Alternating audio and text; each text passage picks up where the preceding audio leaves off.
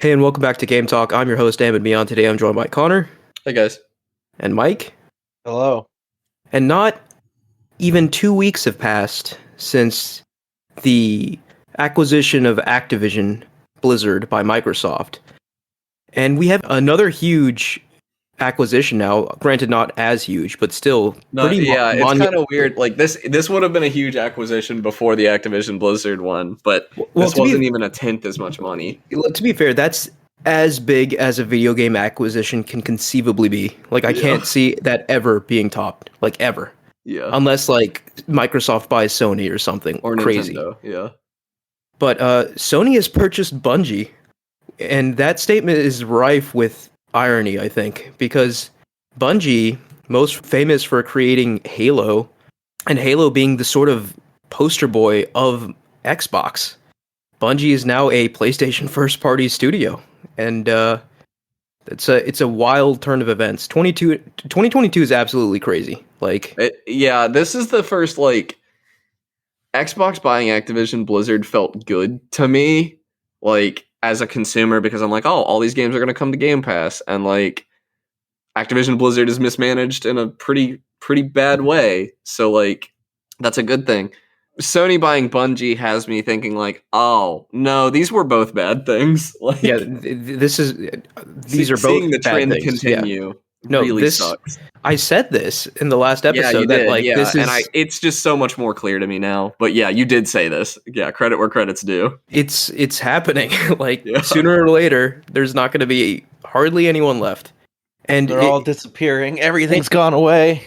And it is worth mentioning, right? Like, this isn't like some reactionary, like, oh, knee-jerk $6 billion purchase, right? Like, these deals have been in the works for like months, if not years, right? Well, that's not to say it's not reactionary. Like, Sony probably knew, right, way before we did. Like, it's not knee-jerk. It's definitely not knee-jerk, but it's not necessarily not a reaction. If I were to guess, I would say that, let's say Sony found out that Microsoft was planning all these huge acquisitions maybe a couple years ago and then started planning their own.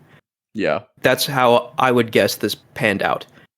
But like we talked last week that, like, Sony needed a first-person shooter, and, like, who better than Bungie? Yeah, no, so we can talk about the actual mechanics of this acquisition now. Like, it's interesting to me because, like, we highlighted that one very weak aspect of Sony's first party, and this really does, like, plug it up quite nicely. And from both the, hey, I'm getting one of the best first-person shooter developers around, and B, we're getting one of the best multiplayer creators around.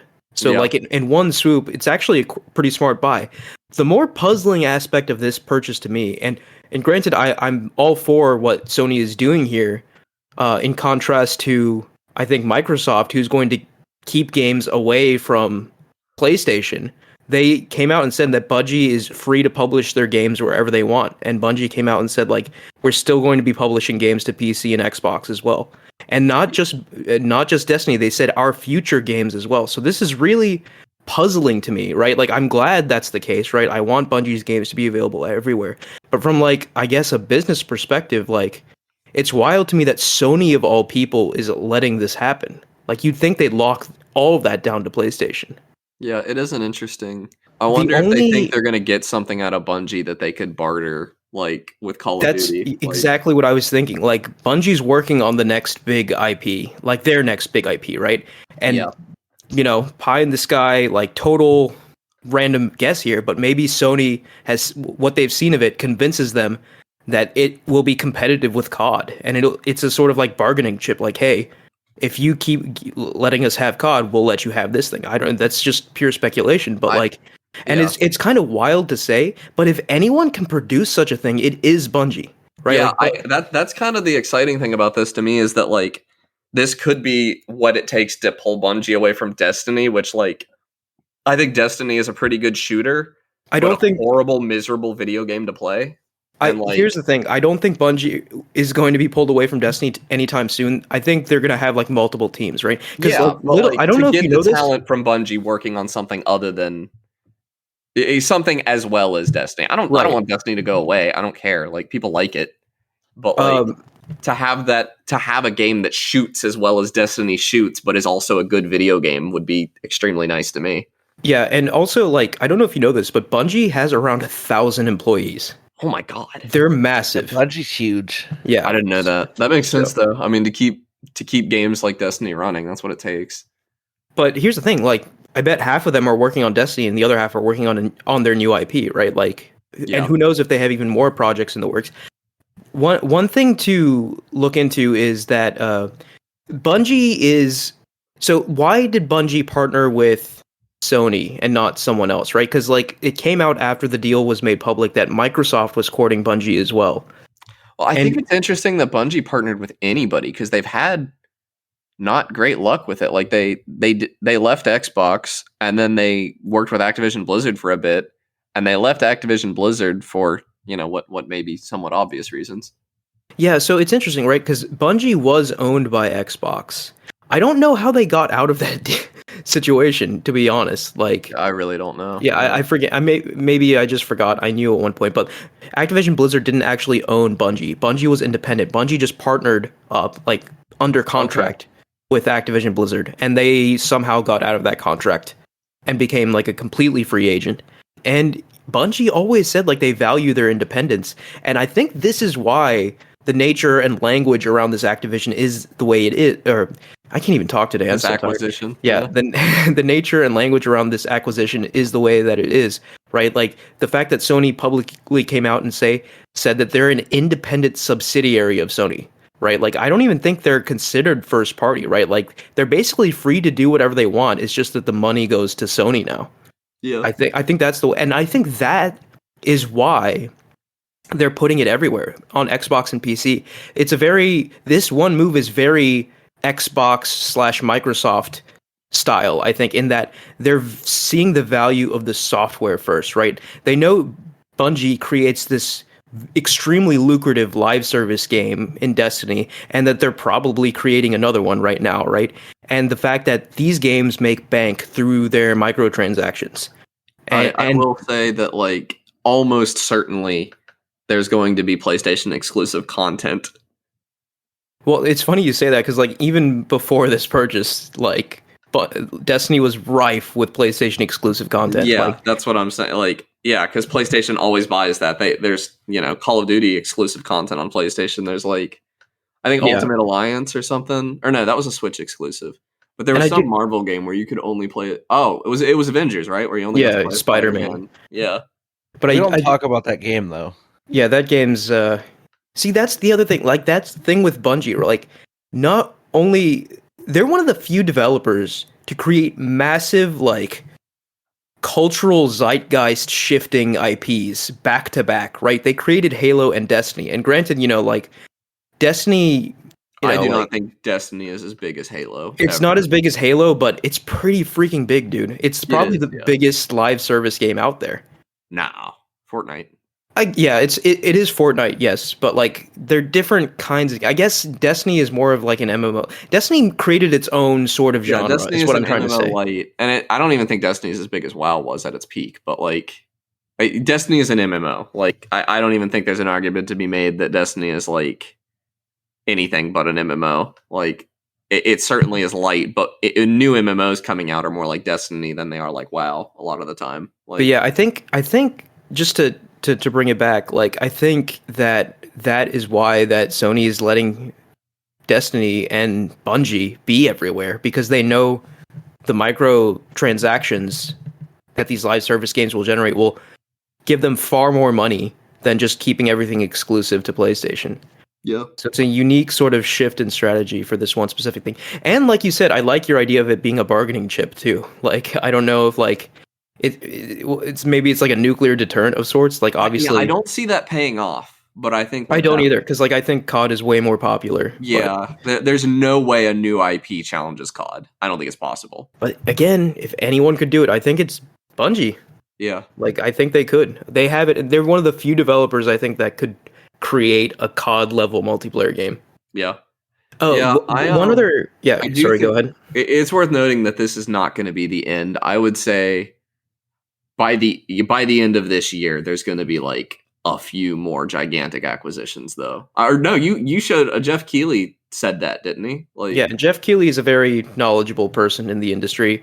He said that he knows of several deals that are already in like the final stages of negotiation. So like this is February 2nd, right? Like this year has barely started and like we've already seen gigantic like industry shifting moves. Yeah, I don't think anybody's safe anymore. Like last week I'd have told you Rockstar was safe, EA is safe probably. I don't believe that anymore. Like nobody's safe. Yeah. Except Epic Games. Epic Games is safe because Epic Games, they have the Epic Games. Honestly, yeah. They're also backed by Tencent. I don't know about that. They're backed by Tencent. No one's outbidding Tencent for Epic Games. No. Right. Tencent's another huge player in all of this. They could buy whatever they want, honestly. Oh, yeah. No, they could easily buy Microsoft. They have the capital. Okay, let's not get not Microsoft. Get crazy wild. China buys Microsoft. It's all over. That's not going to happen.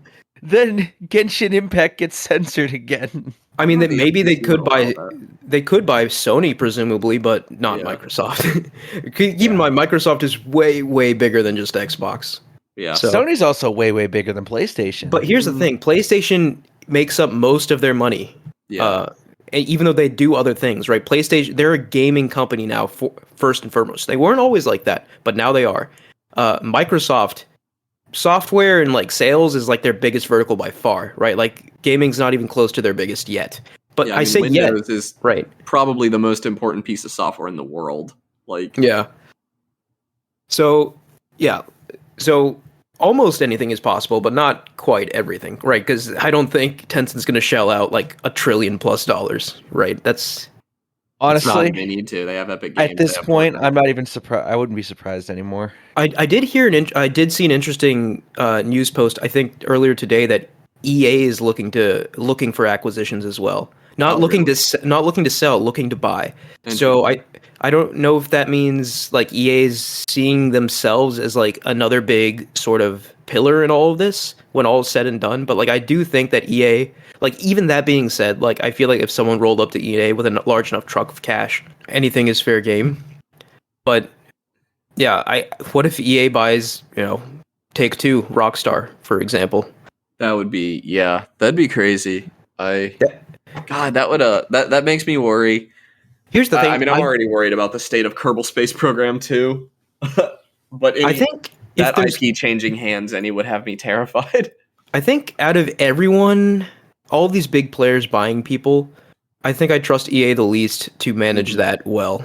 I don't want them buying anyone because I'm afraid they'd ruin them. Yeah, that is confusing because EA weirdly they bought a bunch of AA studios and like ran them into the ground, right?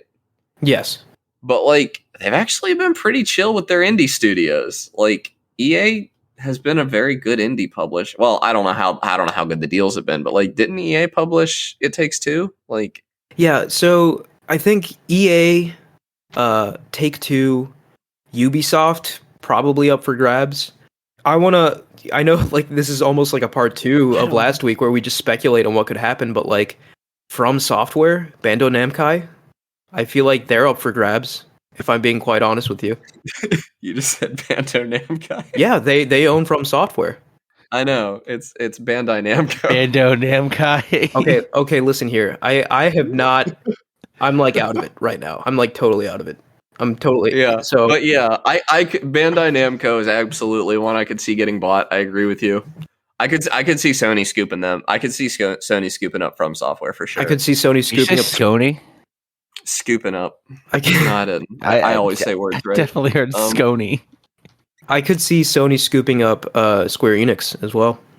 The one I don't. Yeah, I could see either grabbing Square Enix. Honestly, who's getting Capcom?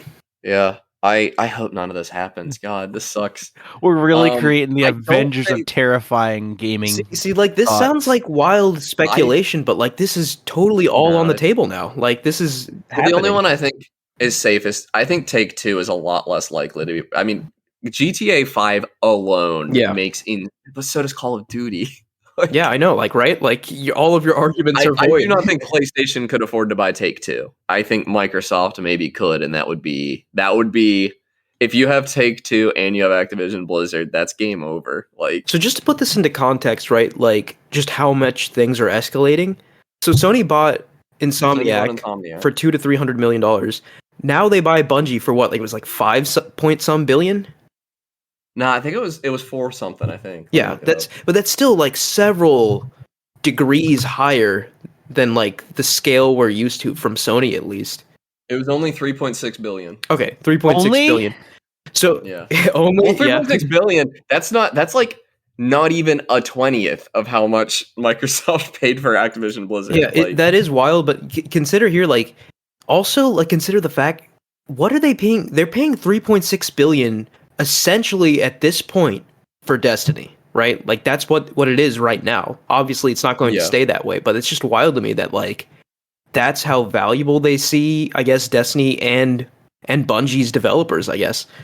Destiny being worth $3.6 billion is not crazy to me. Like, Yeah, it is. that Yeah, game makes a lot of money. it does. The people that play Destiny today will never stop playing Destiny, and they will continue to pay for it. Like, yeah, and they've got like the new Witch Queen expansion coming out, and Bungie came out and said that it's like it's on track to be the most pre-ordered expansion they've ever had. So yeah, I really wish I would get to play it, but their onboarding is so bad that I can't. it is even really pick bad, up. man. Like even me, who's seasoned, like if I try to get back to Destiny, like 5 minutes go by, and I'm like, what is happening? Like I have no. Yeah, to be clear, when I'm saying Destiny is a bad game, like when I actually get into the content, I am having a good time when I play Destiny. When I say it's a bad game, I'm saying that like a person who wants to play your video game, feel incapable of doing it. Yeah, I totally agree with that. Like as someone who has like hundreds of hours in Destiny 2, I feel unqualified to play that game now, which is crazy to say.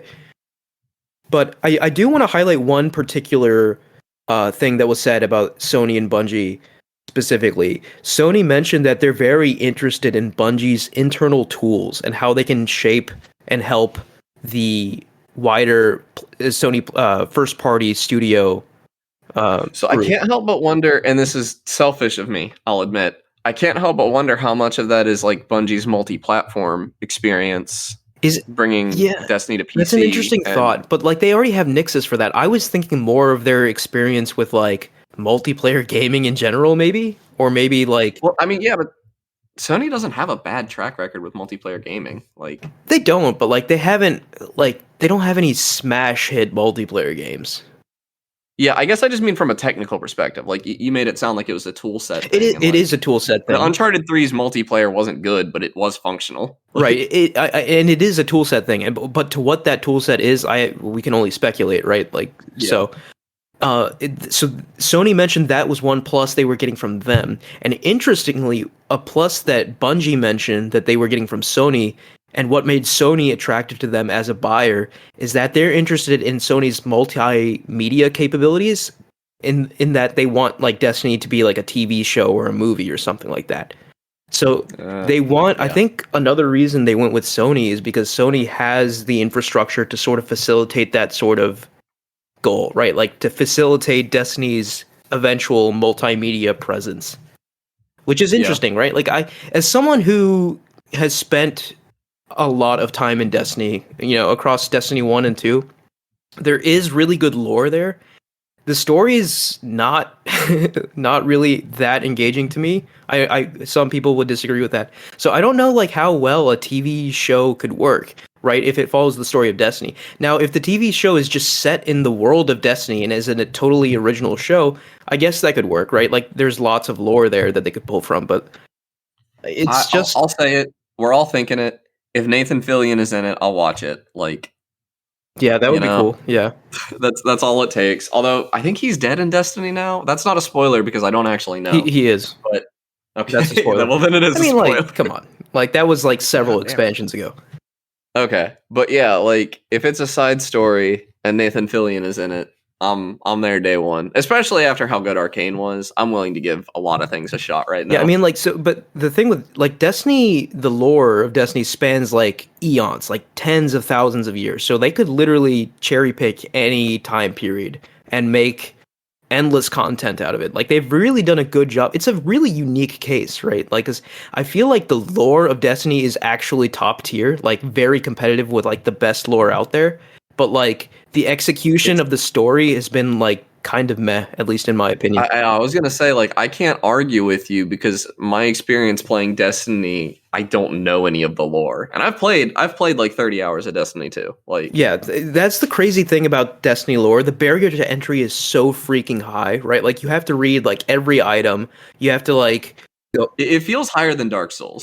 I totally think it is higher. The only reason I've been able to parse Destiny's lore is due to YouTubers, right? Like I look stuff up and like watch these like 3-hour videos on certain topics, and I'm just like, huh, that's cool. Never would have gotten that myself, right? Like, and that's a problem, right? Like it like somewhere that disconnect happened where they have brilliant lore, but like no way for anyone to access it. But like maybe a TV show would be a way to access it. I don't know. Yeah, no, that's a good idea. I would give it a shot. I mean, especially like, you know, the cutscenes are pretty and stuff. And yeah, and like I guess I need to be more lenient, right? Because like I said, a TV show based in Destiny doesn't really excite me. But then like if you had told me like, oh, you're gonna love a League of Legends show like a year ago, I would have like laughed at you, right? Like I hate League of Legends, but Arcane is brilliant. It's brilliant. Can't stress enough how much you should forgive League of Legends enough to watch Arcane. Yeah, so like I have a gripe with League of Legends though, because League of Legends is like legalized cocaine. All right. I don't know. It's a game. Okay, prepared to unpack that. It's a game that makes me want to like die every time I play it. But honestly, then I stop playing it for 24 hours, and I want to play League of Legends again. I think every League player shares that sentiment. I'm not even joking with you. Like, there's no way it should be legal. League could Riot get acquired? No, Riot's huge. Riot is owned by Tencent. But like, if I don't know, like there was some speculation on like Tencent spinning Riot off into like an independent thing. And if that happens, then I guess someone could acquire Riot, but Riot themselves are so huge too, right? Like League of Legends is massive. Yeah. Right? League of Legends is like Fortnite level massive. God, what is Nah, nobody's gonna acquire Roblox. I think Roblox makes more money than Nintendo. That's wild to me. Yeah, it's disgusting. It's extremely exploitative. Actually, there's a what channel? There's a YouTube video recently about how Roblox is exploiting kids. I want to credit that because I think everybody should watch it because it's disgusting. People Make Games. That's the YouTube channel. Investigation: How Roblox is exploiting young developers. I think if you're interested or you know people who, you know, kids who are playing Roblox all the time, I think it's a pretty good idea to watch that video. It's not real long. As a degenerate company, they're horrible. It is rife with like. I don't want to get into slanderous territory because I'm not as well researched as they are, but they talk about like, you know, pedophiles in that video a good bit and how Roblox is doing nothing to prevent it, and it's pretty nasty. That's really sinister because I know like Roblox is really popular with like a younger audience. Yeah. It's more dangerous. I think the kids playing Roblox are a lot safer than the developers who are also children. Making games for Roblox. So yeah, that's a whole that's a whole that's a whole other topic. We could do an episode on it sometime, but I don't know that we're well read enough to do. We couldn't top People Make Games. Yeah, I mean, I think you did the right thing. Roblox threaten legal action. Yes, against People Make Games. Yeah. They accused them of I forget. It's slander or libel. One of them is spoken and one is written. Slander is spoken, libel is written. Okay, and I don't know which one a YouTube video counts as, but yeah, anyway, before the Roblox tangent, you mentioned something that made me perk up. Nintendo. Where's Nintendo in all of this, right? Like, I think they just won't sell. I think they just stay the course, right? They're not going to buy anyone. No, right? They're not interested. No, Nintendo. I mean, Nintendo's never bought anyone, have they? I think they have in the past, just like small studios. But I did they buy who makes Metroid Prime? Retro. Did they buy Retro? I don't think so. That Nintendo tends to just have long-lasting partnerships. Like they didn't even buy Rare. Like they had the opportunity and they chose not to. Here's the thing, though. Like I think that was then. This is now, sort of, right? Like if any time period were to change Nintendo's stances, this would be the one. At the same time, saying that, like I could probably see them just I staying the disagree course. because I don't think Nintendo's feeling this at all. Like Nintendo does not care that Xbox bought Activision Blizzard just now. It is weird, right? Like, because Nintendo has created their own pocket for themselves, where like nothing really affects them except Yeah, themselves. Nintendo was not dependent on Call of Duty selling on the Nintendo Switch. I don't Yeah. even know if there has been a Call of Duty on Nintendo Switch. Not on Switch, right? Like, I think the last time COD was on Nintendo It was was on the Wii U. Wii U, right? Like, I thought it was Yeah. Wii because I remember. No, it was on the Wii U because they did some neat stuff with the gamepad actually. Okay, yeah, I think Nintendo is probably not in this at all. But like, what if they were though? What if we just hear tomorrow that they buy like From Software or something wild like that? I mean, yeah, I just don't think Nintendo's going to be hurting. I just don't think they care because like Microsoft releases games on the Switch, like Doom Eternal. Well, I guess Doom Eternal was pre-acquisition. wasn't Yeah, it? all of the games have been pre-acquisition thus far. Okay, but like I don't see like if there's another Doom game, I bet it still comes to Nintendo Switch. I don't think Microsoft sees Nintendo as a competitor right now. I think not really. here's the thing. I think Microsoft will only allow games going forward if it's via Game Pass. I think they're really trying to push Game Pass on everything. Maybe. So we'll see. I do think if Nintendo were to buy someone, and that's a big if, right? I don't actually think it'll happen, but if it happens, it'll 100% be a Japanese company, a smaller Yes. Japanese company. Well, I don't know. I don't know that I was very quick to agree with that, and I no longer. Because Nintendo works with a lot of non-Japanese companies like Retro and who was it that made Star Fox originally? I can't remember. They were British though. I'm pretty sure. Yeah, I don't know. Like they're Yeah. comfortable working with a bunch of other people. Like they work with Microsoft, right? But like I Like, think Nintendo has a I'd be lot. shocked if- I think Nintendo has a lot of pride in being Nintendo, and I think that means a lot to Yeah. them. If you read tomorrow that Nintendo acquired Mercury Steam, though, would you be surprised? Who's Mercury Steam? They made the new Metroid. Oh no, I wouldn't be too surprised. Hear me Yeah, out. so, Crackpot like- theory. Valve gets bought out by Epic Games. Nah. There's no. So here's the thing. Like I think if you have a storefront like Epic and Valve, you're not going anywhere. Like if you Oh, got a yeah. storefront, right? So we're talking Epic, Valve, PlayStation, Xbox, Nintendo, right? Like you're already so ingrained. Like that storefront's already bringing you so much money. It's like not really sensible to sell, right? Yeah, I mean, Epic has more money than Valve probably, but Valve also has more money than like they know what to do with. Yeah. Like, and Valve isn't publicly traded, are they? So like, I do not think so.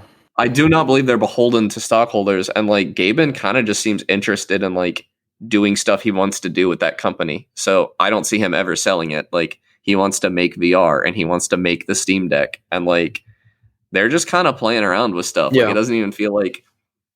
Obviously, they're motivated by profits. I'm not saying that they are kind-hearted, Robin Hood company or anything, but like they just do what they want to do. It seems like they're not super driven by profit. That said, they're still pretty scummy about their adherence to the 30-70 split on game developers and everything. But Yeah. I don't see them selling. Like they'll say, no, I don't want to.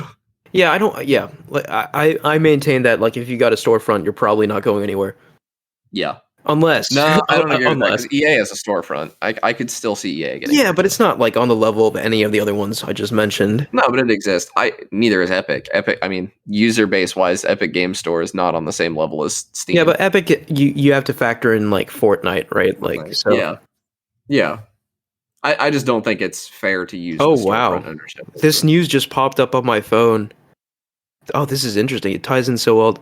Sony offers Bungie employees $1.2 billion retention incentive plan. They really value the Bungie employees. What's that mean?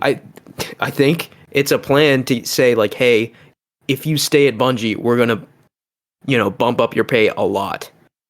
Okay, yeah, calling it a 1.2 billion retention plan in the same sentence as employees, I'm like, they're not paying the employee $1.2 billion. No, I mean they can't afford That's to pay total. each employee total like Yeah. so this money will be used as an incentive like package for the people already at Bungie. So that just shows to me they're really serious about buying Bungie and keeping the people at Bungie. They must really value the talent they have for That's fascinating anyway, because like retention is a serious not a problem for game development studios. It's a problem for individual game developers because like they don't typically, a lot of game development companies lay off their employees after a project is done. I've always kind of assumed Bungie was not one of them. Right, and well, that's also an element, but another element is, especially in the AAA space, like, if you have experience working on a AAA game, like, the world's your oyster, right? Like, and particularly if you have experience shipping successful AAA games, like, pretty much anyone will hire you in the gaming industry, right? And the fact that Sony knows that and is going out of their way to being like, hey, if you stay, we'll pay you more. Like, I don't think I've seen something like this happen in gaming yet, which is kind of interesting. Well, it's also, before the past few years, nothing like this would have been so public, I feel like. Right, yeah, true. But like, I do see this as like a very much a doubling down on Bungie, which is fascinating. It's interesting. Yeah. Wild times, boys. What a year it's been. Yeah. Already. Yeah. Yeah, oh my god, it's just February 2nd. It's wild because like I definitely wanted to do like a little meta here, but like I definitely didn't wanted to do our continuation of like, hey, this is the state of gaming in 2022, because we've done that the past couple years, but I've just not been able to even bring that up because such massive things keep happening as soon as we started recording this year. So yeah. Okay. Do we have any other thoughts on Bungie and Sony? No, I really think I'm kind of spent on it. No thoughts, head empty. Yeah. I'm worried about it. We'll see you next week when Microsoft buys EA or whatever. Yeah. But until then, yeah, you want to talk about what you've been playing? Yeah, I want to talk about Pokemon Legends Arceus. I got a lot to say about this game. Yeah, so I'll just chime in as appropriate. I only have 2 hours in this game, so I can't speak to it like you are about to, but go ahead. Yeah, I kind of want to preface this. I do this thing, I think I've said it on the show before. It's easier to see the good in a bad game and the bad in a good game. I had a lot of bad to say about God of War, and I'm about to say a lot of good things about Legends Arceus. So I want to say God of War was a better game than Pokemon is. Pretty much in every way. Yeah, I think people are familiar with your review style, right? It's easier to talk about the bad and the good than the good and the good because there's less of it, and it's more glaring. So Pokemon Legends Arceus is not. It's a hard sell for what it is, I think, but the stuff it gets right, it gets so right in my opinion.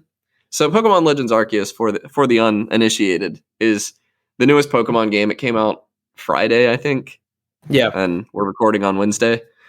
So it's a more open Pokemon. Really, what it is a cross between Pokemon and Monster Hunter. I think I saw a few people saying that, and that it really feels inspired by Monster Hunter, down to crafting the right tools for the job and stuff, which is an element of Monster Hunter I'm really fond of, and having huge open maps, but it's not a literal full open world.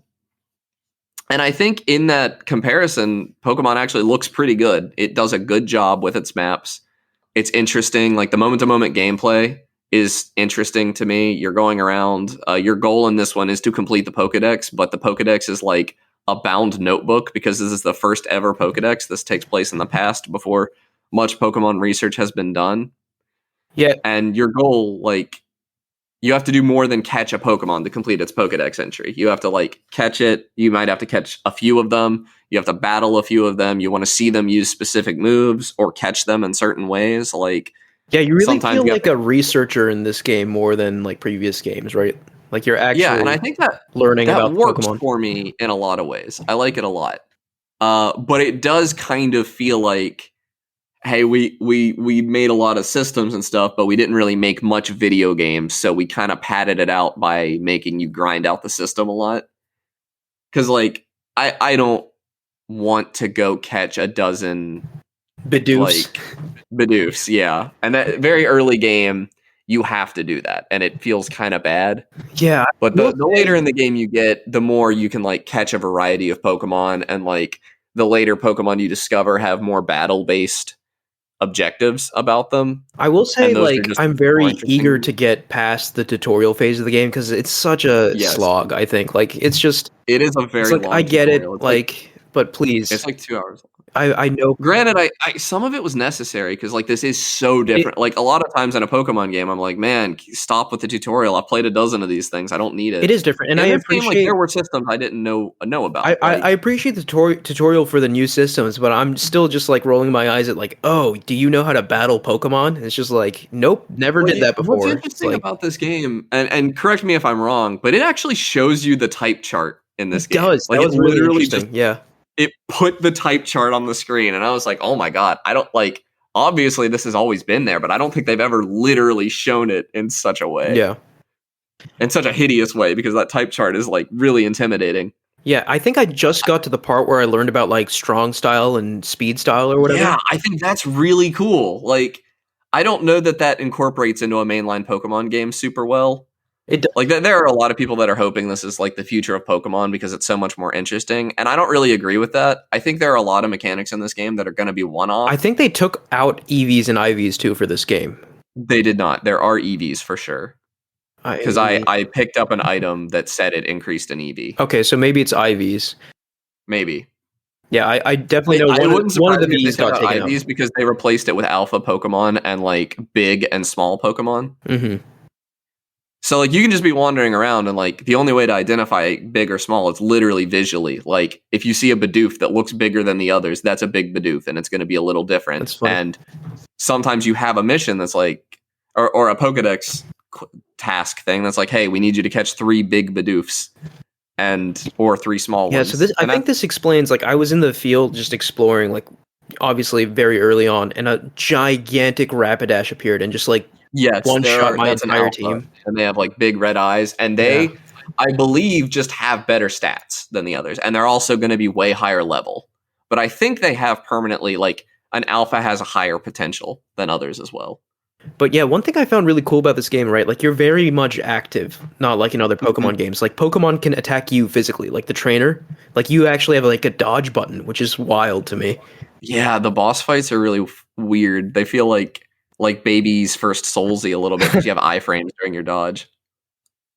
Yeah. I really like, there's so much in this game. Like, it's got good bones, is what I'm saying. Like, there were a lot of comparisons to Breath of the Wild that I think feel a little silly now, but I can see where they're doing the Breath of the Wild thing. Yeah, they definitely they were inspired by it to some degree for sure.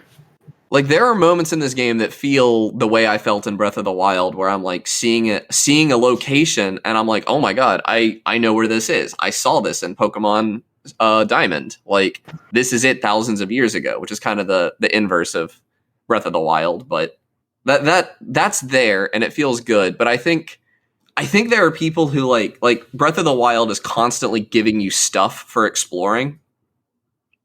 And Pokemon only has one thing to give you, and that is more Pokemon. Like, I went way off the beaten trail in the first area, and I found, like, a bunch of Scyther around. And I was like, oh, this is really cool. I have been rewarded for my exploration by finding a Pokemon I would not have found otherwise.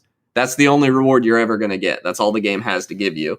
But, like, it's a Pokemon game. Like, what did you expect? It's about... Like, there aren't a lot of cool environments or anything. You're just going to find an area that has Pokemon that are different from the last area. And I think that's enough for me, for the exploration and stuff. I'm having a good time with it. Yeah, I'm looking forward to getting past the tutorial phase, because I do think once I get into the meat of the game, I will like it. It's just that, like... I think so, too. And I do want to like just give props where props are due, right? Like we've said for the longest time, Game Freak has been making the same game for decades now. This is a different game, right? Like they tried new mechanics, they tried a new style of game. No, they really did. Like one of my biggest complaints with Game Freak in the past has been like, hey, like the RPG genre, even Dragon Quest, which is like the most set in its ways RPG other than Pokemon, has like evolved. And Pokemon, this one does a lot of the Dragon Quest stuff. Like you can... If you attack an enemy from behind, like if you throw your Pokeball with, like to actually, the only way to get into a battle in this game is to throw a Pokeball that has a Pokemon in it at another Pokemon. Like otherwise a battle will not start. And if you hit a Pokemon from behind, you get like a special attack, like a surprise attack round. And that's a thing that's been in other RPGs for a long time and is really cool. And it being here now is super cool. And like having stuff in the overworld is really cool. In my opinion, the single most important change, and the one that will hurt the most if they get rid of it, is how seamless getting into a battle is. That's really in cool. this game. Like, you throw your Pokemon, there's no big animation. Like, the battle UI just comes up and you fight then and there, like in the same environment and everything. Yes. And that just fixes so many of my problems with Pokemon. Like, I think it really improves my immersion. Like, it makes the world feel way more seamless. There's so many benefits to it. Like, it's so much faster, so grinding doesn't feel bad. It's more immersive because, like, you're not in this weird battle zone. And it is this interesting thing in that, like, I feel like more than the previous Pokemon games, like, you really feel like you're the trainer. Like in the previous games, you feel like the Pokemon you're fighting as, I think, to a degree. No, but in this one, you're very clearly one of the favorite things that I have about this battle system is that, like, if I see a Pokemon that I know I'm gonna like take out in one shot, but I need to do it for a research thing, I can throw my Pokemon out there and just keep walking wherever I was going and still do the inputs. And, like, the battle will end and my Pokemon will return to me. I didn't have to sit there and watch the battle happen. Yeah, it's very cool how you can, like, start a battle, but, like, it's still, like, real. Like, it's still real time. You can still move around. You can still do whatever, like, as the battles happen. And Dragon Quest XI is like that, and it's really good. Like, it's just a really good system. And I also think that, like, there are a lot of benefits to it. Like, I don't know for sure that the animations in this game are better than the animations in Sword and Shield, but they feel better to me. Yeah, they still are they're simple, but, like, just the fact that they're in a real world, like, instead of these perfectly flat arenas, that adds a lot. It's still wild to me because, like, games like Pokemon Coliseum have better animation than this. Like, yes, it is a little jarring. That, like, I feel like they just need to really invest in their animation for the next go around and just keep those animations for the next, 10 years or whatever. But, like, these animations definitely need updating. It does feel like they are doing that because I think, I guess, so major negatives we'll talk now. The performance in this game is atrocious. It's pretty good in handheld. I don't notice it nearly as much, but playing this on my TV, it is so muddy. I was going to say I refuse to play it on my TV. I've only played this in handheld just because, like, I don't mind performance as much in a handheld, so it's less jarring to me. Well, the performance is better in hand. Like, the frame rate isn't amazing. It's nothing to write home about, but it doesn't affect the gameplay at all.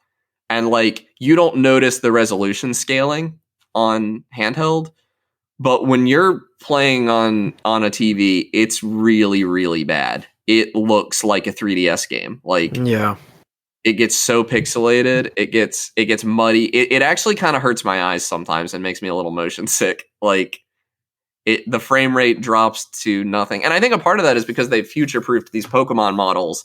They don't have any low poly models for these guys. So they can only have a few of them on screen at once. And even, having a few of them on screen at once tanks the frame rate, tanks the resolution. It's really held back by the Switch, and also potentially held back. Game Freak does not have a good track record with optimizations. Yeah, all true. That's my biggest complaint, I think, other than, like, there is kind of a lack of game. Like, if you are not someone who gets satisfaction from just going out and catching Pokemon and seeing the Pokemon and exploring, you're not gonna. The story's nothing to write home about. There's no Pokemon League. There are very few trainer battles. Yeah. I don't know. I think the most appealing thing about it to me is that it is different finally, and it shows that Game Freak can do something different if they really put their mind to it. Yeah, and it's still, like, a fun game to sit down and play. Yeah, and I do think, like, much like maybe we talked about with, like, Bowser's Fury, I hope this is indicative of, like, maybe whatever Generation 9 is going to end up being, and not I hope and so. not just like a one-time spin-off. I mean, I don't want everything. Like, if we lose strong and agile moves, that's okay. If we lose, like, alpha Pokemon, take it or leave it. But, like, the seamless battles, very, very good. The crafting, take it or leave it. But, like, the seamless battles, the free camera, the ability to explore a little bit. Yeah. Very, very nice. I will say, another thing that I won't even say if it's good or bad. This is not a baby game. Like, I think the most indicative thing of that is that they aged up the protagonist. The protagonist in this game is not 10 years old. You are 15 in this game. Yeah. Yeah, and that's super interesting to me. Like, I'm just fascinated by why they would make that decision. Like, 15 versus 10. But, like, it kind of shows. Like they show you the type chart. They like Yeah. You can get into a battle where like there are 3 Pokemon attacking your 1 Pokemon. You can get into that. Like this game doesn't really hold your hand too much. I really appreciate that. Yeah. And my Pokemon are fainting a lot in this game. Like it maybe, I mean, I guess you kind of set your difficulty because at any point you can return to camp and heal. Like there's a fast travel, but I don't want to. So that makes the game a little harder. There's a little more of an endurance to it. Even in a favorable matchup, your Pokemon is not going to survive more than 3 hits typically. So yeah, I mean, like when I encountered that level 40 Rapidash, I tried to catch it, right? Like I tried to weaken it, destroy my entire team. I tried to run away, right? And it like hypnotized me and put me to sleep and it started attacking me. I barely got away, right? Like, and it was, I have not died in this game yet, but interestingly, I have run out of usable Pokemon. You don't white out in this game if you run out of Pokemon. You just start getting attacked. Yeah, you have to run away. And I think that's really neat. Yeah. I love it because you can still do stuff. You can still catch new Pokemon when you have no usable Pokemon in this game. I think that's really neat. Yeah. I have a lot good to say about the structure of this game, but like it is a really bland, boring open world, and all the environments look very similar. And it'd be nice to have a few more towns to visit, like a few more things to see. Well, so how much time have you put into it, Connor? Because do you think that maybe this stuff will open up more as you play? I have seen all but one area. I think I'm a 4-star research survey core or whatever. Also, I love the Attack on Titan vibe of the survey. I was just gonna say, yeah, like that's so funny to me. It's got to be intentional, right? Like, there's a very Monster Hunter / Attack on Titan feel to this game that I really like. Yeah, I mean, it's decidedly not dreary and dark, right? Because no, but you Pokemon, are like, yeah. Well, sorta. It's not dreary and dark, but it is like you are like the only competent person in this world of morons. Yeah, it is kind of silly too, because it's just like, what, the rest of you can't just throw Pokeballs? It's just like, what? Okay. I mean, granted, that character they got a strong arm. I guess, but like it's funny because you like drop in at the beginning of the game from the future, presumably, and you just run around. There's a line somebody says, you catch, like, no one has ever caught a team. I know. Of 6 I was just Pokemon. Like, what? What is wrong with you people? Yeah. You just go around and catch 3 Pokemon, and everyone's like, "Whoa, that's like unreal!" Yeah, they say that. Yeah, one of the throwaway lines at the beginning is like, theoretically, you could take 6 Pokemon into the field with you. Not that anyone's ever done it. What? Why? I don't know, dude. It's so funny. There's some fun stuff here where like finding the unknown. Like as a kid, I made a point to catch every letter of unknown, thinking that I would get something for it. And no, you don't get anything for it in the old games. I don't know if you get anything for it in this game. But the unknown are actually hidden around the world, and like you get hints as to their location, and that's really cool. That's really cool. Yeah. And there's another thing. I think it's going to be Spiritomb, but they give you like a magic tablet, and with the tablet you can see these like little will-o'-the-wisp things, and you have to collect them. And that's interesting. That's just more stuff in the open world, and I think that this is a game that benefits a lot from that. Yeah, I don't know. Also, they don't waste your time in this game. In a lot of ways, the mounts in this game, you start getting mounts, spoiler alert, they're very fast, and that's very nice. You can move around this map. I never feel like I'm annoyed that I have to walk across the map. It's the movement feels good. It's fast. I got no complaints. Yeah, it on that front. It's very promising. I'm looking forward to finally getting the chance to digging into it. But I'm pleased with what it is, I think. Yeah, my only thing is like, if you got $60 and like Pokemon a lot, this is a good game to buy. If you're on the edge, I don't know so much, because it does feel like an experiment. Like it kind of feels like paying $60 for Bowser's Fury, which I would have done, but it doesn't feel like a full game. It feels like the bones of a game, you know? But yeah, very much looking forward to what this might pave the way to. Yeah, Bowser's Fury is a very good analog for it. Mike, what have you been playing? Well, I dug back into Minecraft again. It's a good game. Stoneblock has made me spend several hours just breeding chickens. You're playing Stoneblock 2, right? Yeah, Stoneblock 2. Yeah. It looks interesting. Something that kind of drove me away. So, actually, you should tell what Stoneblock is real quick, because that's not one everybody's going to know. Stoneblock starts you in a world of stone. you start in a cavern, and you have a torch and your fist. And there's like no resources, right? There's no Like, resources in Stoneblock itself. Everything It's I've just had, stone. I've had to dig out of the mining dimension or yeah, draft. that's why I was hesitant to do Stone Block when you invited me to join. Was that like I like exploring in Minecraft, even if I like the factory stuff, I like exploring. But I saw you playing, and I was like, this can't be right. This is like a cave he's exploring in. But that was you in the mining dimension. Yeah, So the mining dimension's all caves. yeah, So which is interesting. So is there like a mining dimension instead of like another dimension or something? Yeah. Interesting. Oh, is it really instead of the Nether? Yeah, there is no nether. You have to, I believe, create the biome with factories. Interesting. It's just wild to me. Like Minecraft is such like a template. Like it could really just become whatever. It's wild. I consider each mod pack I play just a complete separate game at this point. Yeah, Minecraft really Java Minecraft feels like an engine that other people are making games with at this point. And I think it's really neat. It's super cool. Because Stoneblock and Skyblock are like very similar, Yeah. sort of. Same concept, really. It seems like Skyblock or Sky Factory, I guess, is the popular one right now, is more interested in trees, and Stoneblock seems more interested in chickens. I don't really know why. I mean, chickens are just part of the mod pack. Yeah. I love it. I never expected to get caught in a gacha game that involved me breeding chickens. Yeah, so he's breeding all these chickens. I was watching the stream earlier today.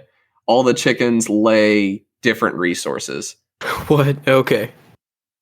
Yeah, so like if you need diamonds, you have to raise a diamond chicken because there are no diamonds in this world. It's all just stone. You can mine them, but it's way faster to just raise a chicken to do it for me. And to mine them, you would have to be in the mining dimension. Yeah. There are no resources at all in the normal dimension other than stone. Are there like monsters and stuff? Yeah. Everything normal spawns. So you just in a giant cave? Like I'm trying to envision it. Okay. Not even a cave. You have to dig out the cave. Interesting. Yeah, you start with just like a tiny little like 3x3 cavern, right? Like 3x3x3. Something like that. Yeah, and you have to expand it by digging it. And yeah, it's kind of interesting.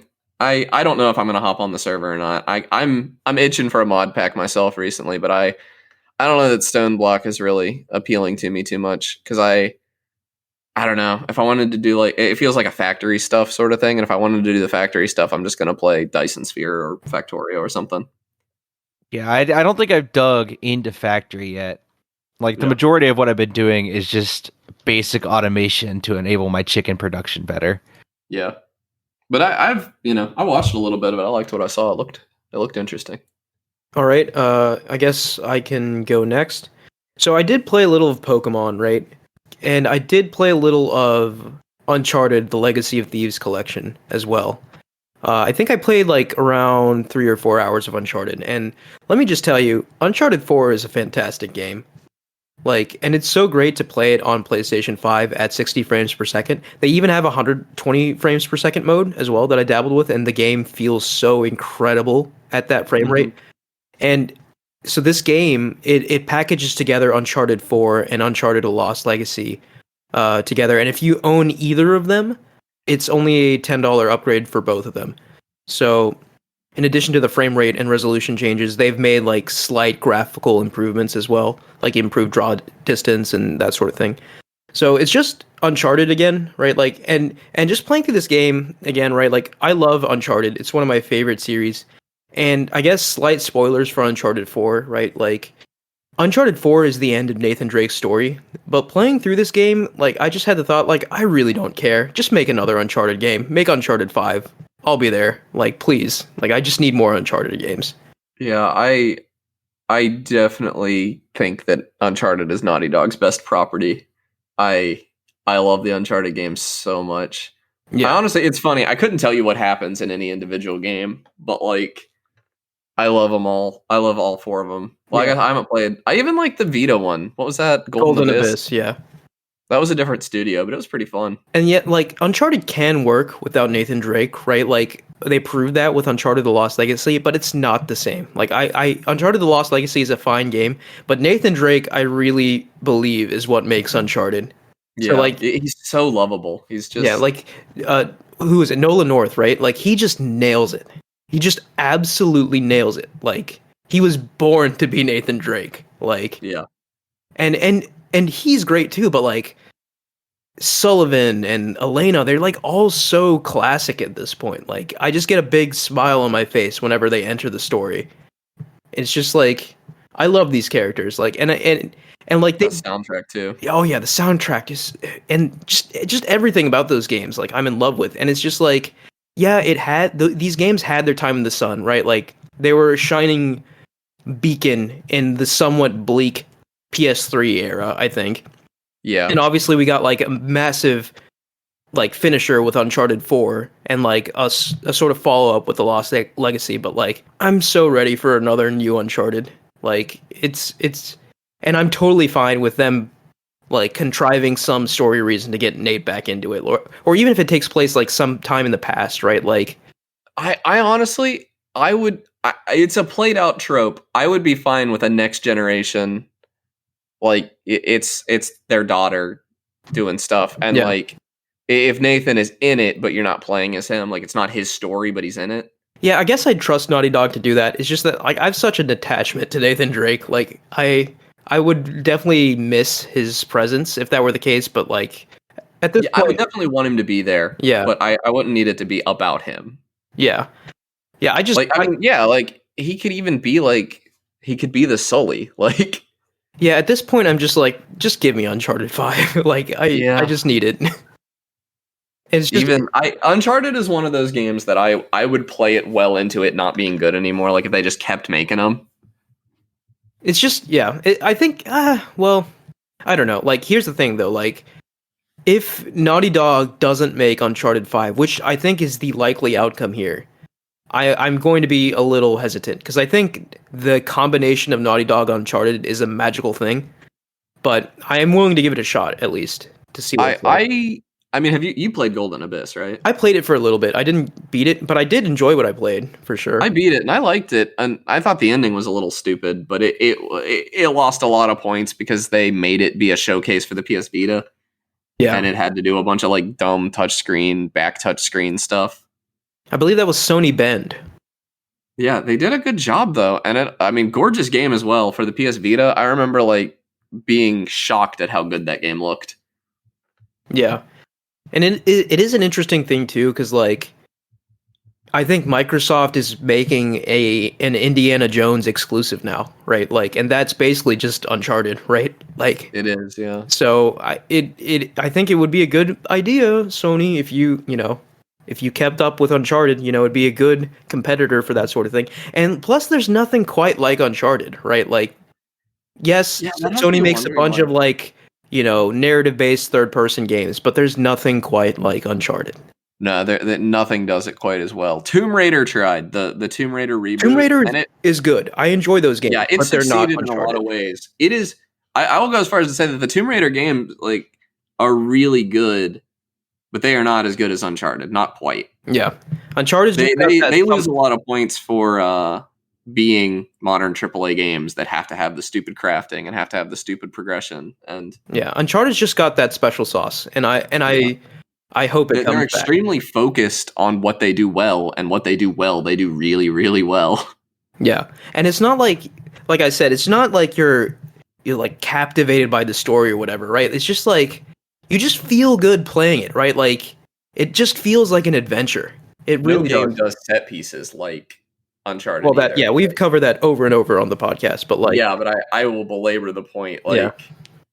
it needs to be said. in Yeah, Uncharted 3.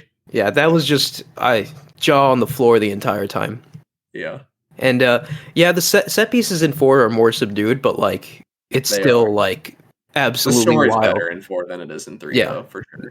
The story, like, and I love what they do with Nate's character because you can relate, right? Like, I think we can all relate to a degree now. Like, we've gotten older and like we sort of dream about the past, Climb up a right? burning train like I used Well, to. but after like being in the shot sense that stomach. like I only played like the beginning few sections, but like that part at the beginning where Nate's on the couch with Elena and Nate's like, "Oh, so tell me about your day," and then Elena starts telling him about her day, and then he just sort of zones out and he looks at that picture of like Libertalia or whatever, and he's just like staring at it, and he can just he's like he's seeing the adventure in his head, and like he can't hear what she's saying, and then she pokes him and is like, hey, what was I talking about? And you actually have the option of like responding, like you have a choice. But like it's just that sort of thing where like that yearning for adventure, like I having lived in a pandemic for 2 years makes it very easy to miss your old life. Yeah. And I don't know, like I definitely gained an appreciation for that particular moment and character beat that I did not have the first time I played this game. Yeah. So I think Uncharted 4 is a very special game. So I'm looking forward to replaying it if I can find the freaking time. I was looking at Uncharted 4 on the shelf earlier today, thinking about playing it again. I might have to do that. Dude, I need to buy a new PS4 controller. Legacy of Thieves comes out on PC like this week, I'm pretty sure. Wait, really? Yeah, I'm pretty sure. I gotta look at that. I will just do that then. I think it's like $40 or $50 for both games. That's crazy. I was thinking that I haven't even played the other one. Lost Legacy is very good. It's very good. No, it's not. It doesn't have a release date on Steam. It just says planned release date 2022. It's coming out soon, man. I'm telling you. Yeah. God, I will have to play that though. Yeah. That sucks that I'm gonna have to pay. Although I won't be paying that much more than I would have paid just for Lost Legion or Lost Legacy. Yeah. Lost Legion. But yeah, I think that's all I have to say. Just a really lovely trip down memory lane playing Uncharted 4. Do either of you have anything else? Nothing. Yeah, I'm not far enough into either. I played a bit of Astroneer and I played a bit of Fortnite, but I don't think I haven't finished Astroneer yet in Fortnite. Yeah, and you haven't finished Fortnite yet, so pretty hard. Now, Fortnite, I had to play Fortnite because the Besties did an episode on it recently about how good it is. And I will say, like, Fortnite's a good game. Fortnite was always a good game, but it is annoying to me in a lot of ways. Like, sitting in the lobby and having either down like that. I hate that song. Like, the people dancing and the music that plays. Huh? The default dance? Yeah, people do that all the time, and I hate that. Like, it's just very annoying in the lobbies and everything. Fortnite sounded like a boomer. I mean, like, I know, to be fair, like Fortnite is like Gen Z in its purest form, I think. Well, I will say, like, I think the dancing, like that dancing and stuff annoys me. What doesn't annoy me is the fact that like this game is wild. Like, there's, I don't know if it's permanent, but right now you can get Spider-Man's gloves in this game, and you can like web swing around, and it is insane. Amazing. Yeah, and you can like run around as like Naruto, and like the music from Naruto plays. I'm pretty early. Like, I've only played a few rounds, so I'm pretty sure I'm still mostly playing bots because I've gotten a few wins, and I'm not very good at the game. Yeah, that's definitely bots. Yeah, but like it does. I know some of them are definitely players. Like you can tell the difference when they can actually hit you when they're shooting, and it's really cool to like get pinned by another player and like be able to web sling your way out of it and like get behind them and get the kill. Like that feels crazy. And I feel like that's not like any semblance of balance has been thrown out the window, probably. No, yeah. Well, the balance is that the gloves are not very hard to find. They're everywhere. I have not played a single game where I didn't find them. Oh, they're an item. So it's not that you play as Spider-Man and you can swing around. Okay. No, yeah, they're an item you find. I didn't pay for Spider-Man. Spider-Man, you have to like get really high up in the battle pass to get Spider-Man. And I don't know. I have some V-Bucks from the last time I played Fortnite, and if I like get high enough level in the battle pass, I'll probably buy it to have Spider-Man, but it's just so surreal, like seeing all these games and properties in Fortnite, right? Like you can run around as Kratos, and then Kratos whips out like an AK-47 and guns and shoots Master Chief. It's just like, what is happening? And Batman melees Kratos with his bat pickaxe or whatever. It's so strange, man. And then Rick and Morty's there. No, I'm all for all that. I think that's hilarious and cool. Yeah. And like the custom game mode stuff is pretty neat too. I took a look at it.